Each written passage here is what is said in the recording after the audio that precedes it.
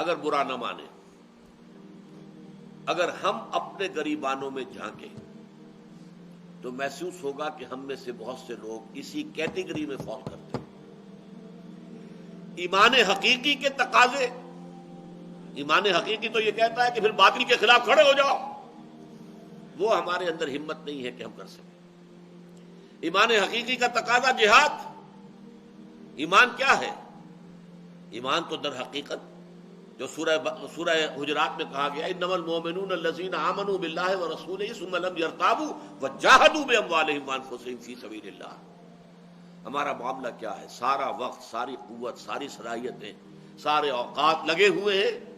ہمارا دنیا کا معاملہ، ہمارا پروفیشن ہے، ہمارا کاروبار ہے، ہمارے دھندے ہیں، اس کے اندر البتہ یہ کہ کچھ نہ کچھ اپنے ضمیر کو مطمئن کرنے کے لیے کوئی نیکی کے، پن کے، ثواب کے کچھ کام جو ہے وہ انسان کرتا ہے۔ لیکن یہ نیکی کے کام اگر آپ نے فرائض کو ترک کیا ہے تو یہ نیکیاں کہاں کام آئیں گی؟ فرض جو ہے وہ ہے اصل شے، اس کو ادا کرنا لازم ہے۔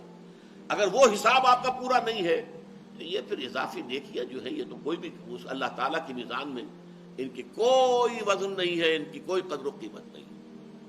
والذین کفروا اعمالهم کسراب بقیعۃ یحسبه الظمآن ماء حتی اذا جاءه لم یجدہ شیئا ووجد اللہ عنده ووفاه حسابہ واللہ سریع الحساب۔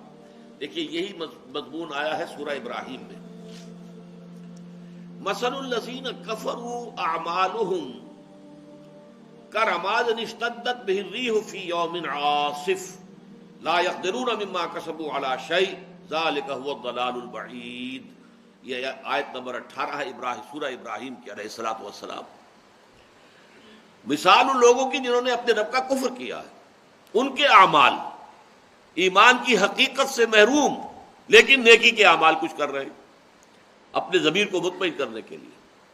کرماد اشتدت به الریح فی یوم عاصف، ان کے اعمال کی مثال اس راکھ کی سی ہے۔ راکھ کا ڈھیر کہیں تھا اور ہوا تیز آندھی کا ایک جھونکا آیا، اس نے سب جو ہے اس راکھ کو اڑا کر پھینک دیا۔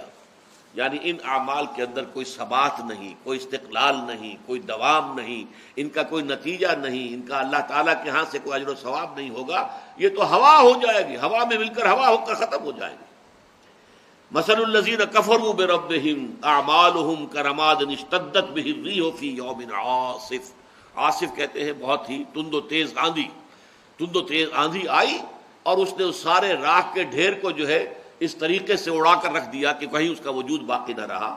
لا یقدرون مما کسبوا علی شیء، انہوں نے تو بڑی امیدیں وابستہ کر رکھی تھی، ہم نے لوگوں کو کھانے کھلائے ہیں، ہم نے لوگوں کو جو ہے جو قریش کا کہنا تھا ہم حاجیوں کو پانی پلاتے ہیں، حاجیوں کی خدمت کرتے ہیں، ہمارے بڑے نیک اعمال ہیں، آخر یہ کہاں چلے جائیں گے؟ کیا اللہ ان کا ہمیں اجر و ثواب نہیں دے گا؟ لیکن یہ اعمال اگر ایمان حقیقی موجود نہیں ہے تو ان اعمال کی کوئی حیثیت اللہ کی نگاہ میں نہیں، ان کا کوئی وزن جو ہے اللہ تعالیٰ کی میزان میں نہیں۔ ذالک هو الضلال البعید، یہ بہت دور کی گمراہی ہے۔ عمل نیک وہی ہے حقیقت میں جس کی بنیاد میں ایمان باللہ، ایمان بالآخرت کار فرما۔ ہمارا دوسرا سبق آپ کو یاد ہوگا آیت البر، لیس البر ان تولوا وجوہکم قبل المشرق والمغرب ولکن البر من آمن باللہ والیوم الآخر والملائکۃ والکتاب والنبیین۔ شرط اول جو ہے کسی نیکی کے نیک ہونے کی، واقعتاً نیکی ہونے کا، کہ اس کے اندر ایمان اللہ کا، صرف اللہ کی رضا کے لیے وہ کام کیا جائے، صرف آخرت کی فلاح کے لیے کام کیا جائے، اجر و ثواب مطلوب ہو تو صرف آخرت کا ہو، دنیا میں اس کا کوئی فائدہ جو ہے وہ مقصود نہ ہو۔ دنیا کے فائدے کے لیے کر رہا ہے تو پھر تجارت ہے، یہ کاروبار ہے، انویسٹمنٹ ہے، یہ نیکی نہیں ہے۔ نیکی صرف وہ ہے جو صرف اللہ کی رضا جوئی کے لیے اور آخرت کے اجر و ثواب کے لیے کام کیا جائے۔ اگر یہ دونوں ایمان پختہ دل میں موجود نہیں ہے تو یہ نیکی اوپر سے ملمہ ہے، یہ پیتل کے اوپر جو ہے سونے کا پانی چڑھا دیا گیا ہے، ملمہ ہے، یہ ایک رگڑ لگے گی اتر جائے گا، اس کی کوئی حیثیت نہیں۔ تو فرمایا یہاں ہم نے پڑھا تھا کہ سراب بقیعۃ، کہ ایک چٹیل میدان میں سراب کے مانند ہے، لیکن یہاں فرمایا اعمالہم کرماد اشتدت بہ الریح فی یوم عاصف، ان کے اعمال کی حیثیت یہ ہے کہ جیسے کہ راکھ کا ایک ڈھیر تھا اور تیز آندھی آئی اور اس میں یہ سارا کا سارا منتشر ہو گیا، ختم ہو گیا۔